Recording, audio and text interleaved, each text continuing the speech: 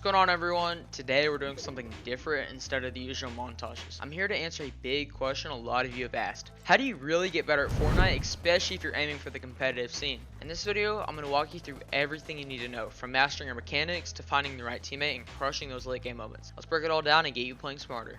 First up, practice. You've heard practice makes perfect, but let's get specific about what to focus on and how much time to invest. To improve, you should aim for about 3 to 5 hours of practice each day. Start with aim training for 30 minutes to an hour using tools like Kovacs or AimLab to focus on flick shots, tracking, and reaction times. Then, dedicate 1 to 2 hours on creative maps to work on building and editing. Use maps like Raiders Edit Practice to improve your speed and accuracy. Finally, spend 1 to 2 hours on real matches or scrims where you can apply everything you've practiced. This will help you refine your game sense and rotations. Creative mode is crucial for improving mechanics, but don't fall into the trap of only working on what you're already good at. If box fighting is where you struggle, put in extra time on that. Remember, the goal isn't to feel good about where you're at, it's about actually getting better and about filling your weak spots. Next, let's talk about finding a reliable teammate. Going solo and competitive will only get you so far. A solid duo or squad can make all the difference. One of the best places to find teammates is on Discord. Servers like Fortnite Competitive or East Open Scrims are full of players looking to grind. If you're on these servers, don't just sit back and wait to be active.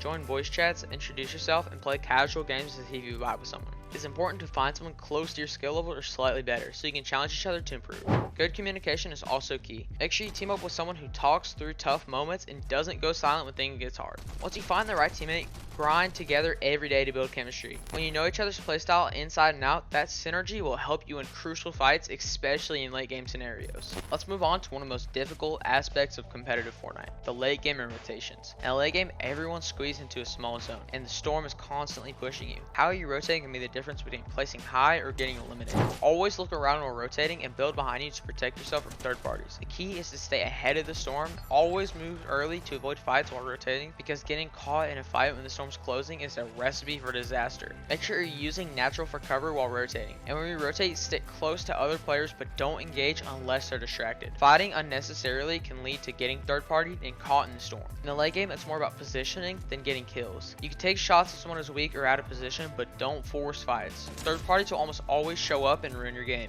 Once you've got your practice routine down, found a reliable teammate, and mastered rotations, the last step before entering tournaments is scrimming. Scrims are packed with competitive players and simulate real tournament scenarios. This is where you'll get the most realistic practice. Public matches won't prepare you for the intensity of competitive play, but scrims will sharpen your game sense and force you to make quicker, smarter decisions. You'll experience new zones, different storm patterns, and changing endgames. The more you scrim, the better you'll get at adapting to anything thrown your way. To find scrims, join Discord servers like East Open or War Legends. Remember, scrims aren't just about winning, they're about practicing all the different scenarios you'll face in tournaments, so be ready when it counts. Now, let's talk about the mental game. Fortnite competitive isn't just about your mechanics, it's also about staying calm under pressure, especially in the chaotic endgame when you're in the final zones. Everything becomes a mental challenge, and your decisions need to be sharp. First tip, don't panic. It sounds simple, but it's crucial. When the storm is closing, players are building all around you, and your maths are running low. Staying calm is what separates great players from average ones. Instead of rushing your moves, slow down and evaluate your situation. Do you have enough materials to build out?